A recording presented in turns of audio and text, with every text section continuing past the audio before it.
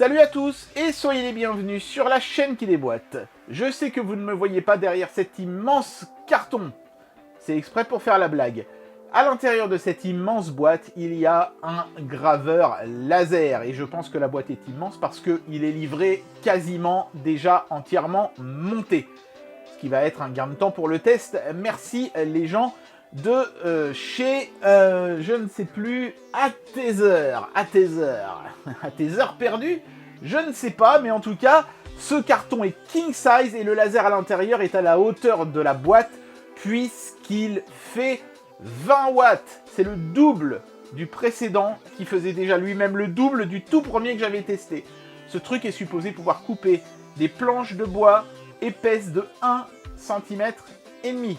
Bon, je vais peut-être pas en trouver de cette épaisseur-là, mais je vais au moins essayer d'en trouver de 1 cm d'épaisseur, du MDF par exemple, hein, ce qu'on appelle du médium aussi, je crois. Et puis on va essayer de couper des trucs et des machins avec. On peut bien sûr aussi s'en servir comme d'un graveur, puisque ce qui peut le plus, peut le moins. Allez, c'est parti pour le test de cet immense produit. On y va. Alors, comme vous pouvez le constater, j'ai deux boîtes devant moi. Ici, dans la grosse boîte, on a le graveur en lui-même, un graveur découpeur. Et ici, on a une plateforme de découpe. C'est assez simple à comprendre. Alors, il y a des petits spacers qui d'ailleurs ont certainement été découpés au laser, qui sont en acrylique bleu transparent, et des gros patins en caoutchouc de chez 3M. Voilà, puis une petite notice, mais c'est pas bien compliqué. Vous allez immédiatement comprendre ce que c'est. En fait, il s'agit d'une structure en nid d'abeille métallique. Voilà, c'est pas très complexe en soi, hein. Vous voyez, en dessous, vous avez une plaque de métal réfléchissante. Et l'idée, en fait, c'est que vous positionnez ça sous l'objet que vous allez découper. Et le laser, en fait, va traverser le nid d'abeille et se retrouver piégé par la surface réfléchissante ici. Et repartir très légèrement vers le haut, hein, puisque c'est une surface réfléchissante, ce qui va littéralement stopper la puissance de découpe et éviter que vous alliez creuser dans un meuble qui serait en dessous de votre laser. C'est vraiment ça. C'est pas indispensable, hein, vous pouvez juste mettre une grosse planche de bois, une plaque de métal que vous auriez, qui traîne chez vous, n'importe quoi, hein, ça marcherait aussi. Mais c'est sûr que c'est un peu plus élégant. Bon, on va retirer tout ce que j'ai dit, le laser n'est absolument pas livré monté, hein.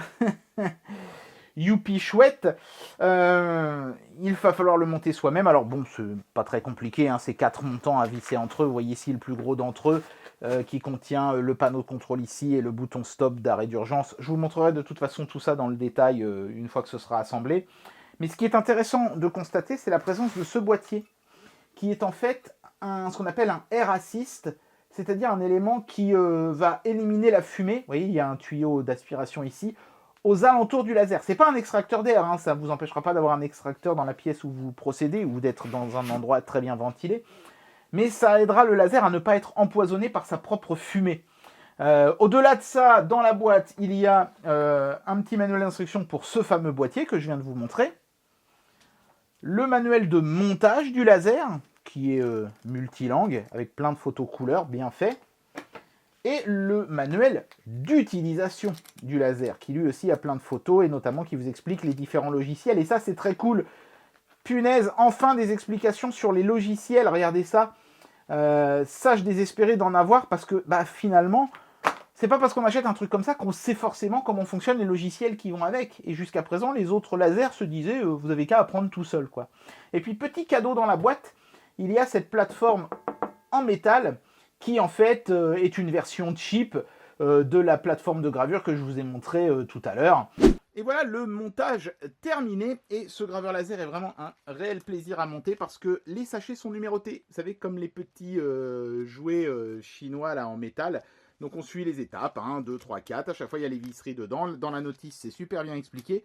Mention spéciale pour le système pour tordre les courroies qui sont planquées de chaque côté en fait, ici et là, du système. C'est super bien fait, vous ne pouvez pas ne pas avoir des courroies bien tendues. Important d'avoir la courroie bien tendue, messieurs, hein. Donc plus vous tournez le bouton ici, et plus vous envoyez d'air dans le système. Il y a une fente pour mettre les cartes Transflash ici, donc on peut faire en fait sa gravure hors ligne sur un ordinateur et venir ensuite mettre la carte, mais moi je vais le faire en ligne, ce sera plus pratique. J'ai un petit PC qui ira très bien ici dans la zone où il n'y a rien. Bouton d'arrêt d'urgence, comme toujours, on appuie là-dessus pour couper.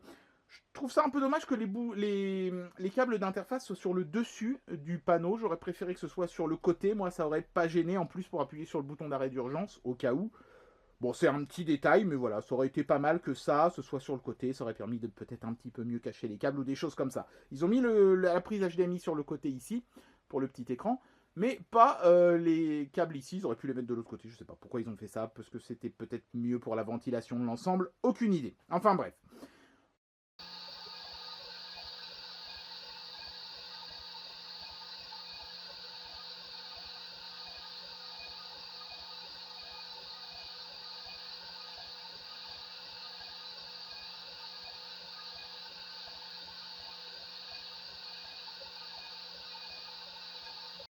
Voilà, donc là je viens de faire tout un tas de petites gravures et de petites découpes avec ce graveur laser et je vais pouvoir vous donner une conclusion à cette vidéo, vous dire ce que j'ai pensé du produit. Donc la première chose que j'ai faite, c'est essayer de, parce que j'avais vraiment hâte de tester la puissance du truc, hein, c'est d'essayer de découper une planche épaisse. Vous voyez, cette planche de MDF, qui n'est pas le matériau idéal d'ailleurs hein, pour être travaillé avec un laser, mais bon, j'avais que ça sous la main à ce moment-là, fait 1 cm d'épaisseur et elle a été découpée en 2 passes. Même si j'avoue qu'une troisième aurait peut-être été plus nette, mais n'empêche que ça fonctionne, c'est propre, regardez-moi ça, c'est absolument nickel. Magnifique. Voilà, c'est beaucoup mieux que de couper à la scie cloche où il y aurait eu un trou au milieu ou de faire ça, je sais pas, à la scie sauteuse où ça n'aurait pas été régulier. Ensuite, j'ai essayé de faire une forme un petit peu plus compliquée, donc j'ai pris un outline de Hello Kitty et comme vous pouvez le constater, là aussi, pas de problème. Pareil, hein, j'ai fait 2 passes et c'est vraiment propre. Ensuite, j'ai essayé de couper et de graver. Ce qui est une erreur, hein, il vaut mieux faire l'inverse, c'est-à-dire d'abord graver et ensuite couper. Bon, j'avais clairement déjà fait quelques petits progrès. Et ensuite, comme vous pouvez le voir ici, j'ai découpé dans... Alors ça, c'était une petite planche de contreplaqué qui était fournie avec le laser. J'ai découpé des lettres. Donc ça c'est on va dire la chute, hein, c'est la partie que je ne voulais pas obtenir. Et la partie que je voulais obtenir, ce sont ces petites lettres. Le but ici, c'était de vérifier si le laser était capable de faire des découpes précises sans qu'elles soient endommagées, puisque ces lettres sont petites, mais elles sont aussi très fines. Et comme vous pouvez le constater, il n'y a aucun problème, c'est super propre et clean.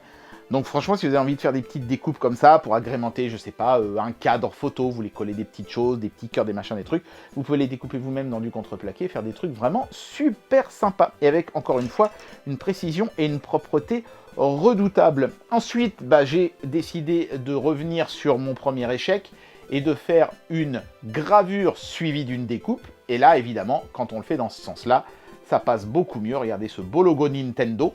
Il est superbe, il est très propre. Regardez même le register est bien net et bien lisible. Et en plus de ça, il est découpé avec une précision remarquable. Je l'ai mis un petit peu trop puissant même, du coup c'est un peu noirci en dessous. Ça c'est des ajustements, hein. Vous mettez le laser un petit peu moins fort ou un petit peu plus rapide pour qu'il ait moins le temps de s'attarder sur des zones du bois et vous obtenez quelque chose de vraiment nickel. Ah ça je vais certainement m'en servir pour décorer quelque chose. Peut-être mon petit meuble dans lequel je range mes consoles portables et qui est totalement impersonnel pour le moment. Avec un petit logo Nintendo, ce sera toujours plus joli. Et puis ensuite, j'ai eu envie d'essayer de graver d'autres matériaux. Alors, j'avais malheureusement plus de plaques de plastique sous la main, mais j'ai pris vous voyez, c'est l'intérieur d'une tour d'ordinateur, hein, c'est la façade du côté de laquelle il y a les aérations. Et j'ai gravé au laser un propriété de Spyro du plus bel effet, qui est discret, vous voyez, on ne le voit que sous certains angles. Ça, c'est pas mal, parce que quand vous gravez ce genre de truc, justement, vous ne voulez pas forcément que ce soit trop obvious. Donc sur du, vous voyez, sur du métal anodisé qui est teinté noir dans la masse, ça vous fait quand même quelque chose de lisible. Et si on vous vole l'ordinateur, vous pouvez dire il y a gravé mon nom à l'intérieur.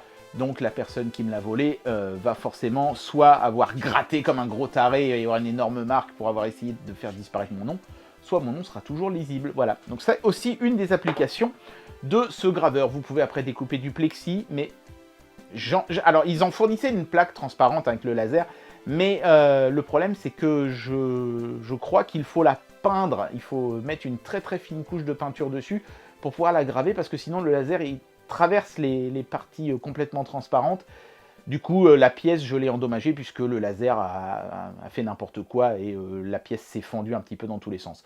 Donc voilà, il y a des petits ajustements. Moi, mon but, hein, c'était vraiment de vous montrer ce que monsieur tout le monde sans tuto est capable de faire. La réponse, pas mal de choses, mais si on veut vraiment être super parfaitement clean, il y a une petite phase d'entraînement qui n'est pas plus compliquée que pour n'importe quoi d'autre. Hein. À l'arrivée, super laser, puissant, rapide, précis, que je peux vous recommander si évidemment vous avez envie de vous lancer dans la gravure, parce que ça coûte un certain prix quand même. Et bien voilà, c'était le test de ce graveur laser, et là vous êtes tous en train de vous dire, mais dis donc, espèce de charlot, comment ça se fait qu'il est à nouveau dans sa boîte? Tu triches là? Ah oui, bah totalement. Vous croyez quoi? Bien sûr que je tourne les intros et les conclusions en même temps, c'est beaucoup plus simple. En tout cas, j'espère que cette vidéo vous aura plu, et moi je vous dis à très bientôt pour un prochain test. Allez, tchuss!